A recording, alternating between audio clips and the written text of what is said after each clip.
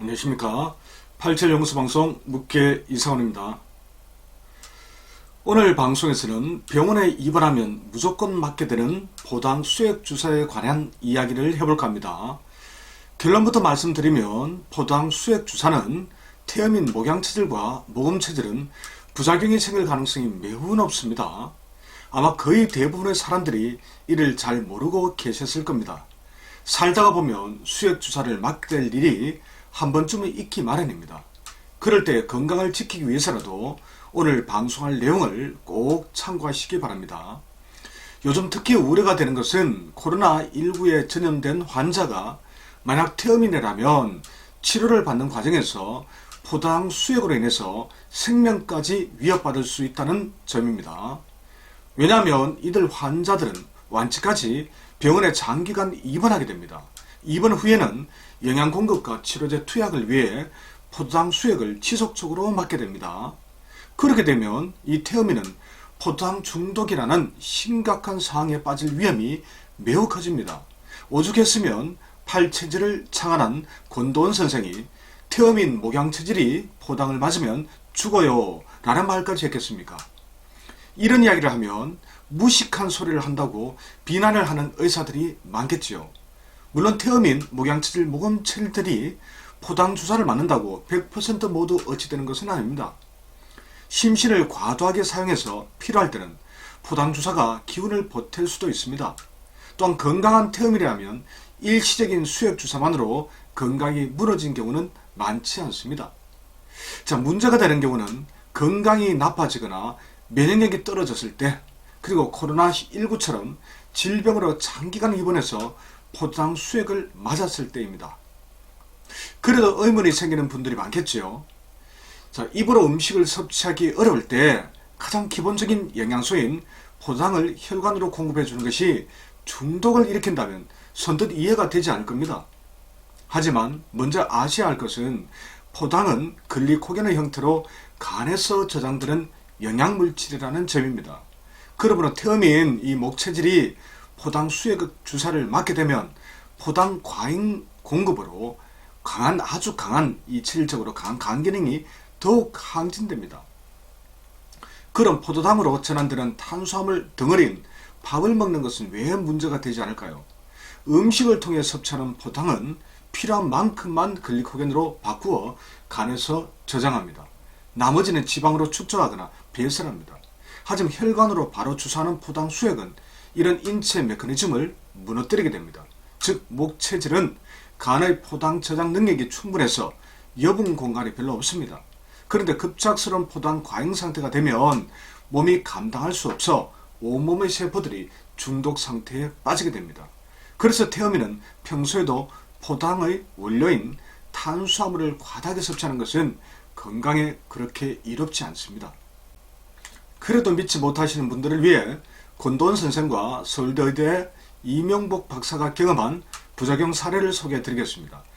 권도원 선생은 목양체질의 사람들이 포당 주사를 맞고 심한 부작용을 겪은 사례를 수없이 많이 보았다고 합니다. 첫 번째 부작용 사례입니다. 자, 권도원 선생이 친구로부터 의사인 부친이 갑자기 운명하셨다는 연락을 받았습니다. 그래서 급히 달려가 확인하니 아직 맥이 뛰고 있었다고 했습니다. 부친의 체질이 목양체질인 것을 알고 해독 치료를 했는데 극적으로 살아나셨습니다. 원인은 포도당 중독이었습니다. 부친이 감기 기운이 있어 제자가 원장으로 있는 세브란스 병원에 가서 포당 주사를 맞은 지 10분쯤에 의식을 잃었고 9일 만에 운명하신 것이라고 합니다. 의식을 잃은 후에도 계속해서 포당 주사를 맞게 한 것이 치명적인 결과로 이어진 경우입니다. 두 번째 포당 수액 주사 부작용 사례입니다. 유명 서울대 의사의 따님이 포당 수액 주사를 맞고 유명을 달리한 이야기입니다. 따님이 속이 편찮아 저녁을 먹지 않고 잤다고 합니다.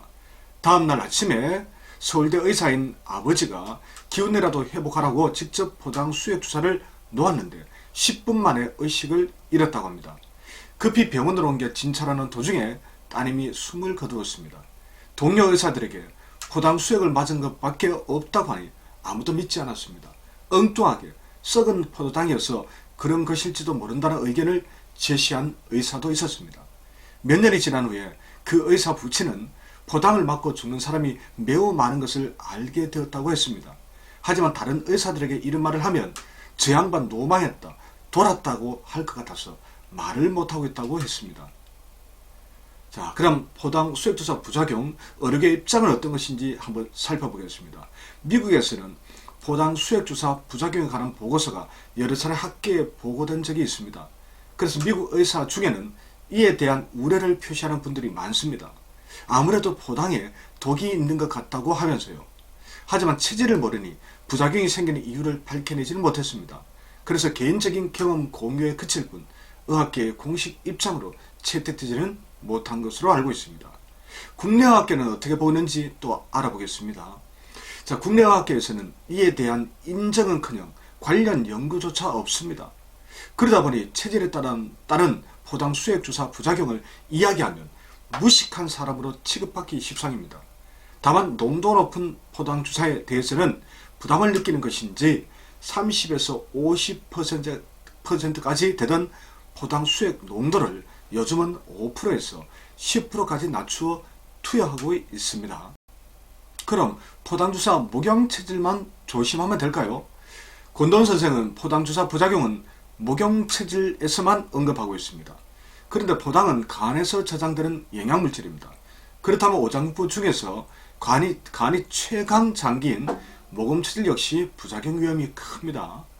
권도원 선생이 목양체질만으로 한정한 것은 아쉽습니다. 아마 선생의 착오이거나 아니면 경험한 환자의 체질 파악에 문제가 있었던 것 같습니다. 그렇다면 목양과 모금을 구분할 필요 없이 모든 목체질, 즉 태어민 체질은 포당주사를 조심할 필요가 있습니다. 자, 그럼 태어민 체질은 무엇으로 대체하면 좋을까요? 이 포당주사 대신에. 자, 정리하면 태어민도 포당은 반드시 필요한 영양소입니다. 다만 수액주사는 단시간 내에 혈중 포당 농도를 과도하게 높일 위험이 있습니다. 그렇게 되면 간은 물론이고 간이 영향력을 강하게 받고 있는 태어민의 세포들이 포당 중독 상태에 빠지게 됩니다. 특히 태어민 코로나19 환자처럼 건강 상태가 좋지 않은 경우는 생명까지 위협받을 수 있습니다. 반대로 간이 가장 허약한 금양체질과 금음체질 코로나19 환자들은 지속적인 포당 수액 주사만으로도 빠르게 회복될 수 있습니다. 포당을 혈관으로 주입하면 인체 장부의 불균형이 해소되면서 코로나19에 대한 저항력도 강해질 것이기 때문입니다. 한국인들이 코로나19에 걸려도 폐렴 등의 중증으로 발전하는 경우가 적은 것도 팔 체질과의 관련성이 큽니다. 무엇보다 폐가 강한 체질이 인구 비율상 가장 많기 때문입니다. 또한 이 체질은 입원 중에 맞게 될 포당 수액 효과를 가장 크게 볼 수 있다는 점도 한 이유가 될지 모르겠습니다. 그럼 태어민 코로나19 환자들은 포당 대신에 무엇을 맞으면 효과가 있거나 아니면 무난할까요? 바로 단백질 성분인 아미노산 수액을 맞으면 됩니다. 자, 이처럼 포당 수액은 물론이거니와 기타 영양 수액 역시 모든 사람에게 다 효과가 좋은 것은 아닙니다. 어떤 사람에게는 좋아도 또 어떤 사람들에게는 독이 될 수 있습니다. 수액 주사를 맞는 이유가 나름대로 있겠지만 체질을 고려하지 않으면 모두가 건강을 두고 하는 도박일 뿐입니다. 그런 영양 수액에 대한 이야기는 다음 기회에 추가로 다루도록 하겠습니다. 하여튼 태어민 코로나19 환자들에게 투여하는 포당 수액 주사는 당장 중단해야 합니다. 참고로 청와대 국민청원에 이에 관한 글이 올라와 있다니 한번 확인해 보시기 바랍니다. 지금까지 87연구소 방송 묻게 이상훈이었습니다.